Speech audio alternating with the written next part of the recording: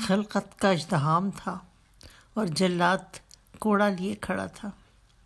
حسین کی پیٹھ جو محض استخوان تھی ننگی کی گئی، آہو بکا کی صدائیں برابر آ رہی تھیں۔ اس کی پوتیاں، اس کے بیٹے، ان کے دوست اور جانے کون کون رو رہا تھا۔ دیوانے کو کلمہ کفر کہنے کی سزا دی جا رہی تھی۔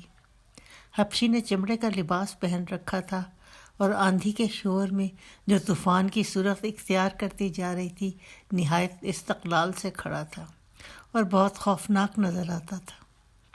یہ شاہی جلاد تھا جسے محض بغاوت کرنے والوں کو سزا دینے کے لیے مقرر کیا گیا تھا۔ حکومت وقت اور خلیفہ وقت کے خلاف بغاوت کے جرم میں جو پکڑے جائیں ان پر وہ صاعقہ قہر بلا بن کر گرتا تھا۔ اس کی آنکھیں پیدائشی سرخ تھیں کہ ان میں خون اترتا ہوا لگتا تھا۔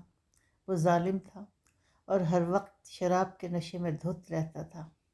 وہ پانی کی جگہ بھی مے ارغوانی پیتا تھا کہ اس کے منہ میں جو خون کا ذائقہ جم گیا اس کی تلخی کچھ کم ہو۔ حلقوم سے لے کر معدے تک ایک خراب ذائقہ جم گیا تھا، اس لیے وہ گھڑی گھڑی تھوکتا تھا، ایک غرغراہٹ سے جو اسے نہایت خوفناک بنا دیتی تھی۔ سیاوش کی بھویں اس کے پپوٹوں کو ڈھانپے تھیں اور دو آدمی اسے اپنے کندھوں پر اٹھائے تھے۔ اسے دکھائی نہیں دیتا تھا، مگر کوڑوں کی آوازیں جیسے کسی دیوار پر مارے جا رہے ہوں اسے برابر سنائی دے رہی تھیں۔ پھر اس نے نالہ کیا، آہ پوتے، اسلام نے تم کو یہ کیا دیا، کیا برا انجام ہے۔ حسین نے اس شور میں جانے اس کی آواز کیسے سن لی، ہنسا اور زور سے کہا، دادا، میں نے خوب تر سلا پایا ہے، تم رنجیدہ مت ہو، میں بہت مزے میں ہوں۔ کوڑے کے لہرانے کی آواز جیسے سانپ کی پھنکار ہو اور حبشی کی ہاپتی ہوئی سانسیں جیسے ساز بجایا جا رہا ہو۔ پتہ نہیں دیوانہ چیخ کیوں نہیں رہا تھا، نالہ و بکا کیوں نہیں کرتا۔ کوڑے کو اور لہراؤ، شدت اور شدت، تلخ تر، اپنی پوری قوت لگاؤ۔ حبشی کے اندر عجیب پکڑ دھکڑ ہو رہی تھی۔ اس کا دل گھنٹے کی طرح تیز چل رہا تھا اور آندھی کا شور بڑھ رہا تھا۔ ہجوم بڑھتا جا رہا تھا۔ تماشا دیکھنے والے حیران تھے کہ دیوانہ خاموش تھا۔ کیا اس کے اندر کے خروش کو ضربوں نے زخمی کر دیا تھا؟ انلغ کہتے ہو؟ حبشی نے اپنے کانوں میں پڑے بالیں نوچ کر پھینک دیے، اپنے سر پر منڈھی چمڑے کی ٹوپی اتار کر الگ کر دی۔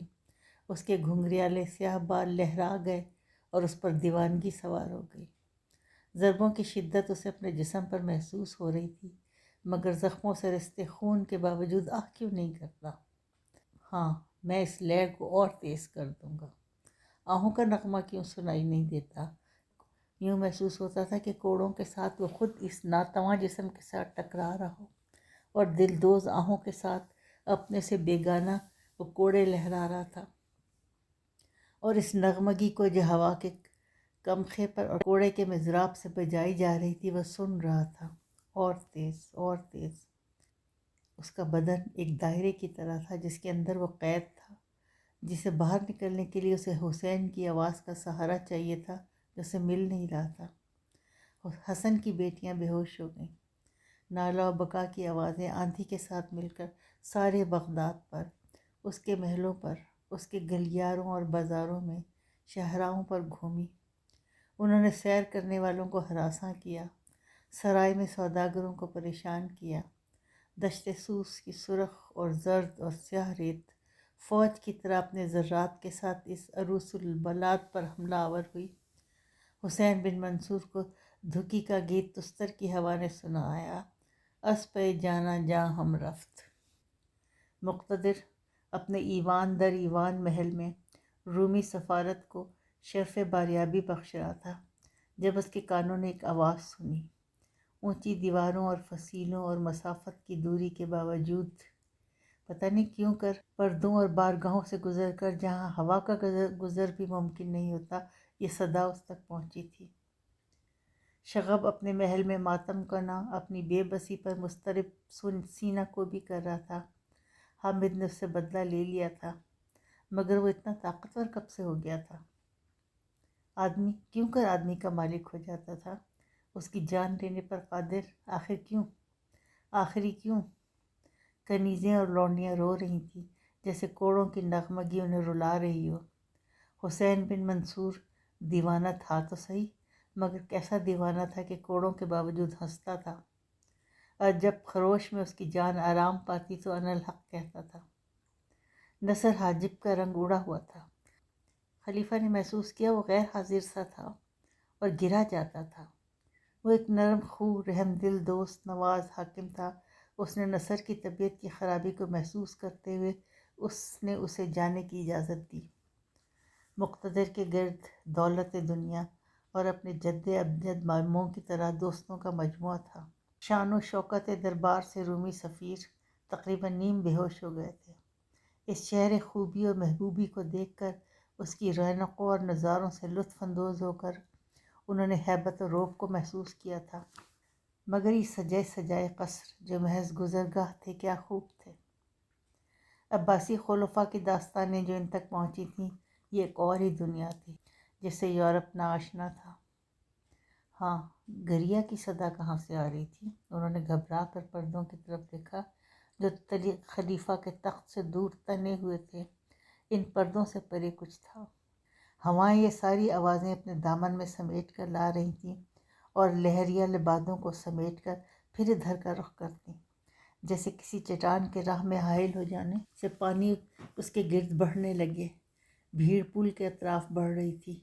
درجہ سے بڑا ایک دریا تھا کہ لہریں لیتا، سمٹتا، پھیلتا اور برستا تھا۔ مجمع میں سے اکثر لوگ انالحق کہتے تھے اور شور مچا رہے تھے، ایک دوسرے کو دھکیل رہے تھے، کچلے جا رہے تھے، گرتے اور اٹھتے تھے۔ بغداد کی شاہراہوں پر رونق بڑھ گئی تھی کیونکہ دیوانہ سخت جان تھا۔ کوڑوں کی شدید ضرب بھی اسے آنکھ کھینچنے پر مجبور نہ کر سکی۔ وہ زندہ تھا اور انالحق کہہ رہا تھا۔ پھر لوگوں نے محسوس کیا کوڑے کی ہر ضرب انالحق کہہ رہی تھی، اور ہوا فضا سب اس کلمہ کفر سے معمول ہونے لگی تھی۔ خود حبشی آہ کرنے کی جگہ انالحق کہہ رہا تھا۔ عجیب بات تھی۔ اطراف سے، دور دراز کے علاقوں سے، مضافات کی بستیوں سے، سراہوں میں ٹھہرے ہوئے مسافر یہ تماشا دیکھنے کے لیے بھاگے آتے تھے۔ فضا میں جب کوڑا لہرایا جاتا تو ہوا کو چیر کر انالحق سنائی دیتا۔ حامد بن عباس کو خبر کی گئی۔ لوگ آہستہ آہستہ کہہ رہے تھے، یہ معجزہ نہیں کہ ہر طرف سے انالحق گھیرے ہوئے ہے؟ کوئی کہتا یہ کلمہ کفر کیسے جاری و ساری ہو گیا ہے؟ یہ شیطان کا کام ہے، اس دیوانے کو ختم کر دینا چاہیے۔ کچھ لوگ یوں ہی سنگ باری کرنے لگے، پھر اور لوگ مل گئے اور سنگ باری تیز ہو گئی۔ پھر بغداد کے آوارہ لونڈوں نے پل کے ادھر ادھر سے، دور و نزدیک سے پتھر لا لا کر ڈھیر کرنا شروع کیے۔ وہ ایک تھا، اور وہ ایک فوج ظفر موج کی طرح اس کے گرد تھے۔ وہ چٹان تھا، اور عوام پانی کے ریلے کی طرح اس سے آ کر ٹکراتے اور لوٹ جاتے تھے۔ سنگ باری بھی ایک ساز کی آواز کی طرح اپنی لے بدلنے لگی۔ ہر پتھر جو دیوانے سے چھو جاتا انالحق کہنے لگتا۔ قاضی بہلول اور حامد نے بھی یہ نظارہ کیا۔ شبلی اور ابن عطار بھی اس بھیڑ میں کھڑے تھے۔ کیا یہ سنگ باری کفر کے خلاف نہیں ہے کہ تم لوگ اس میں حصہ نہیں لیتے؟ قاضی نے سنگریزہ شبلی کے ہاتھ میں تھما دیا۔ یا شیخ، یہ کفر کے خلاف ہے۔ کلمہ انالحق اور اس کے کہنے والے سارے فقہا کے فتوے سے قابل گردن زدنی قرار پایا ہے۔ آپ بھی دیوانے پر پتھر پھینکیں۔ شبلی نے پھول اٹھایا، اس کو اپنے ہاتھ میں تولا، نہایت آہستہ سے بازو لہرایا اور حسین بن منصور حلاج کی طرف اس کی پرواز کو دیکھتے رہے۔ سارے سنگ و خشت کے ڈھیر میں یہ واحد ضرب تھی جس کی چبھن نے اسے نہایت مضطرب کیا۔ زخمی نگاہیں اور آنکھیں جن سے خون رواں تھا شبلی پر ٹک گئیں۔ پھر وہ چیخ یوں گونجی کہ زمان و مکان نے اسے سنا اور سناٹے میں آ گئے۔ شام یک بیک رات بن گئی اور ہر طرف اندھیرا چھا گیا۔ لوگ دیوانے کو، پتھروں کے ڈھیر کو چھوڑ کر گھروں کی طرف پلٹے۔ زخموں سے چور چور محافظوں کے گھیرے میں وہ سخت جیان دیوانہ، وہ انالحق سنتا رہا جو اس کے ہر بنے منہ سے اور ہر اس شے سے جو اس کے گرد سے نکل رہی تھی۔ یہ نعرہ مستانہ انالحق، جو شے مجھے مس کرتی ہے تو اس کو مس کرتی ہے۔ وہ سیاہ رات اس نے دار کے نیچے نوافل ادا کرنے میں گزاری۔ حسن اپنی بیٹیوں اور بیٹوں کو لے کر بیضہ کی طرف لوٹ گیا، کیونکہ اس کے لیے کوئی جائے امان نہ تھی، کوئی پناہ گاہ نہ تھی۔ حسن نے اتنی بھری پوری دنیا میں جہاں وہ نہایت کامیاب تھا، اپنے آپ کو بے آسرا اور تنہا محسوس کیا۔ جن دربار داریوں سے وہ سمجھتا تھا کہ اس کی عزت ہے، وہ سارے اندازے غلط ثابت ہو گئے تھے، اور اس نے حکومتوں کے لیے اپنے جی میں شدید نفرت محسوس کیا۔ ایک دیوانہ کیا لیتا تھا اگر انالحق کہتا تھا؟ وہ اس کا باپ تھا، اور اس کی ساری کوششیں اسے بچانے کے لیے ناکام ہوئی تھیں۔ کسی نے کوئی سفارش نہیں سنی، کوئی سنوائی نہیں ہوئی۔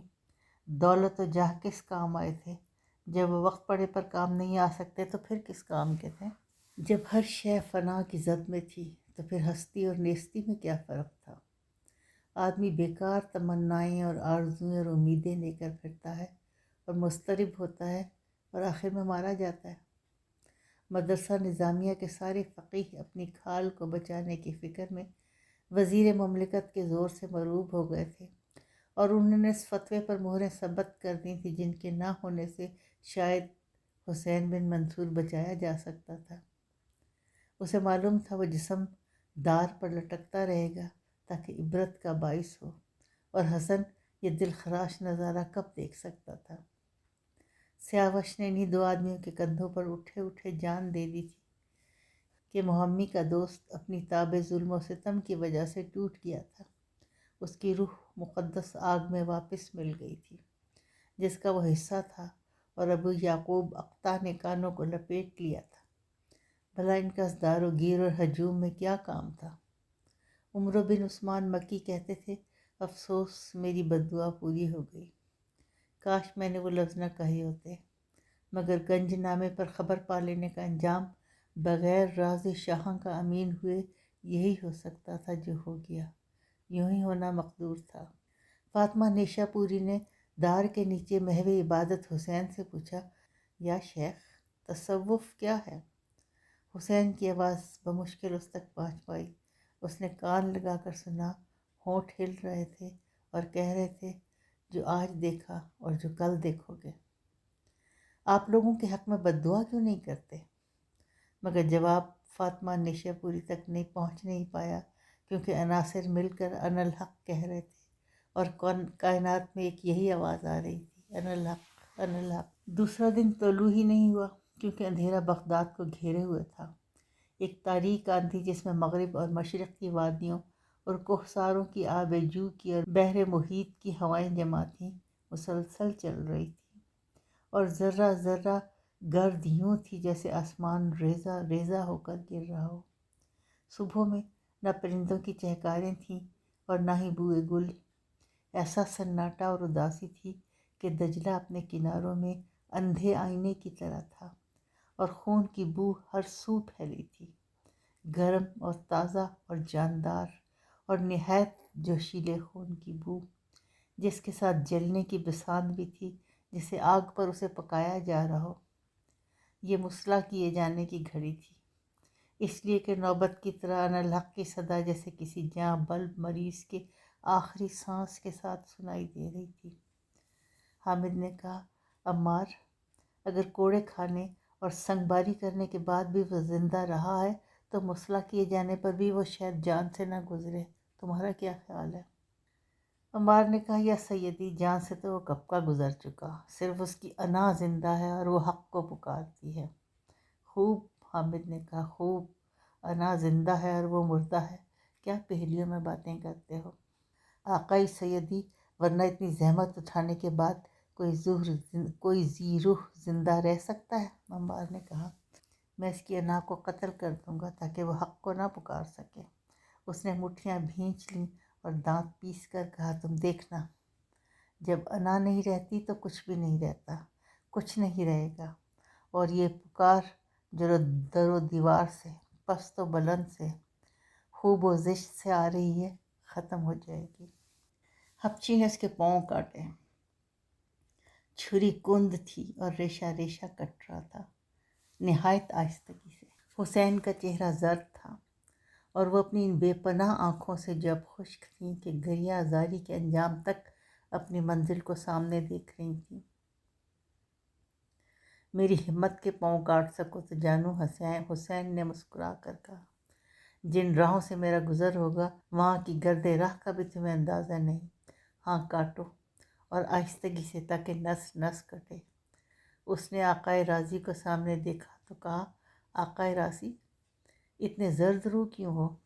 کیا تمہیں دشت سوز کی خوشبو چاروں طرف پھیلی ہوئی محسوس نہیں ہوتی؟ آج دشت نازاں ہیں اور ذرے رقصاں ہیں۔ آج تو کامگار اور بامراد دن ہے۔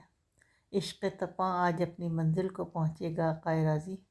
سنو، ہوا مبارکباد کے نغموں سے یوں بھری ہے جیسے آوازوں سے باجا۔ آقائے راضی نے آہوزاری کی اور چیخ چیخ کر رونے لگا۔ آنسو اس کی سفید داڑھی پر سے گرد سفر کو دھو رہے تھے۔ وہ ہاتھ مل رہا تھا۔ آہ، منصور کا بیٹا کیسا دیوانہ ہو گیا تھا۔ آہ آہ اور آہ۔ کٹے ہوئے پاؤں میں سے انالحق کی آواز آتی تھی، لوگ ڈر کر بھاگ رہے تھے۔ حامد کا پیغام آیا، اگر وہ اب بھی زندہ ہے تو اس کے بازو کاٹ ڈالو۔ حبشی نے کہا، میں اب جوڑ جوڑ بند بند کاٹوں گا۔ وہ بھی جوش میں آیا ہوا تھا اور ساری آوازوں کی طرف سے اب کان بند کیے تھا۔ کٹے ہوئے ہاتھوں سے خون بہتا دیکھ کر اس نے اسے اپنے منہ پر مل لیا۔ آقائے راضی نے کہا، بخدا میں دیوانہ ہو جاؤں گا، یہ کیا کر رہے ہو؟ وضو کر رہا ہوں تاکہ نماز عشق ادا کر سکوں۔ آقائے راضی، کہ عشق مزرعِ زندگی نہیں؟ حسین، کیا تم اتنے دیوانے ہو کہ تمہیں جان سے گزرنے کا بھی خیال نہیں؟ راضی نے کہا، کیوں نہیں، کیوں نہیں، یہ جان ہی تو تھی کہ راہ میں حائل تھی۔ اب میں آزاد ہوں۔ میں اور وہ یوں مل گئے جیسے شراب پانی میں مل جاتی ہے۔ حسین، حسین، فاطمہ نیشا پوری نے اپنے جگر کو تھام کر کہا، یہ کیا ہے؟ یہ تصوف ہے۔ راضی برضا، خوش، مستعد، اس کو پانے کی خوشی میں دیوانہ۔ تمہیں تکلیف محسوس نہیں ہوتی؟ آقائے راضی نے پوچھا۔ نہیں بخدا نہیں۔ مجھے تکلیف کیوں ہو؟ وہ میرا دوست ہے، میں اس کا دوست ہوں۔ ہم میں صرف لاہوت و ناسوت کا فرق ہے، اور اب وہ بھی نہیں رہا۔ انالحق۔ اس نے اتنے زور سے نعرہ لگایا کہ آسمانوں اور زمینوں اور دجلہ کی لہروں نے مل کر کہا، انالحق، انالحق، اور پھر یہ صدا اطراف بغداد سے سنائی دینے لگی، جیسا کہ خواجہ حسن بصری نے حتیم میں کہا تھا۔ سمنون محب کے دل نے کہا، بے شک بے شک، دونوں برابر ہیں، سوال بھی اور وقت بھی۔ ہاں، خواجہ حسن بصری نے جو فرمایا تھا وہ پورا ہوا۔ میں ساری عمر منتظر رہتا اور میرے سوال کو برابر وقت نہ ملتا تو بھلا پورا ہو سکتا تھا؟ ہاں اے میرے دوست، اب سب برابر ہے، اور میرا سوال پورا ہوا۔ میں نے تجھ سے تجھے مانگا تھا، اور کیا خوب سوال تھا۔ میں بارگاہوں کے باہر منتظر رہا اور میری نگاہ نہیں بھٹکی۔ میری نگاہ کا منتہی تو تھا، انالحق۔ جنید نے کہا، اسے اپنے اوپر اختیار نہیں تھا کہ اس کا اختیار کسی اور کے ہاتھ میں تھا۔ قاضی ابو عمر نے کہا، میں اس سے بری الذمہ ہوں، اے میرے خدا، میں اس سے بری الذمہ ہوں۔ اس خون ناحق کا بوجھ حامد کی گردن پر ہو۔ یہ شعبدہ باز جادوگر کہیں موت کو بھی شکست نہ دے دے۔ حامد زخمی جانور کی طرح اپنے خانہ باغ میں گھوم رہا تھا۔ شور انالحق سے گھرا ہوا غلام اسے دم دم کی خبریں دے رہے تھے۔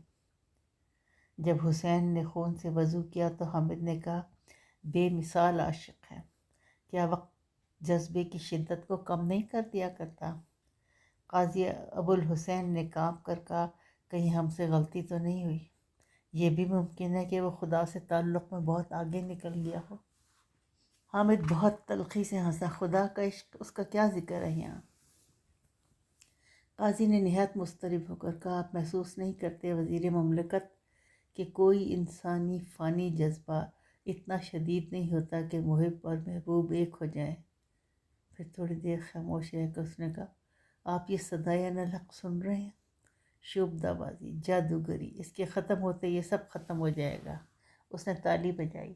حبشی نے روش پر قدم رکھا، عمار کو بلاؤ فوراً۔ عمار، یہ شور قیامت یوں ہی تھمے گا، کسی گردن اڑا دو۔ وہ تیزی سے اس کی روش کی طرف چلنے لگا جہاں فواروں کی ایک لمبی قطار تھی اور پھوار رستے کو گیلا کرتی تھی۔ درختوں کے سائے میں یہ عجیب سما تھا، مگر اب حامد کو لگا فواروں سے پانی کے ساتھ خون برس رہا ہے۔ پگڈنڈی خون رنگ ہو رہی ہے، سائے سکڑ گئے تھے اور ہر صدا آہ و نالہ کی صدا تھی۔ وہ پلٹا اور اس نے قاضی ابوالحسین سے کہا، آپ اب سارے جذبے انسانی اور آفاقی مٹ جائیں گے۔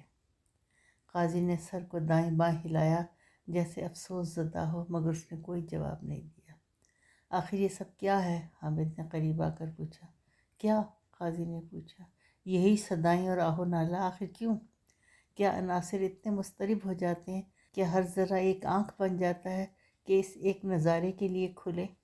شاید، ابوالحسین نے زیر لب کہا۔ آپ شاید کیوں کہتے ہیں؟ کہ آپ کو دکھائی نہیں دیتا کہ ہر کونا قتل حسین کی تصویر بنا ہوا ہے؟ دیکھیے اب وہ اس کی گردن کو اڑا رہے ہیں، بخدا اس سے بہتر نظارہ میں نے کبھی نہیں دیکھا۔ اس نے ایک نعرہ مست لگایا اور رقص کرنے لگا۔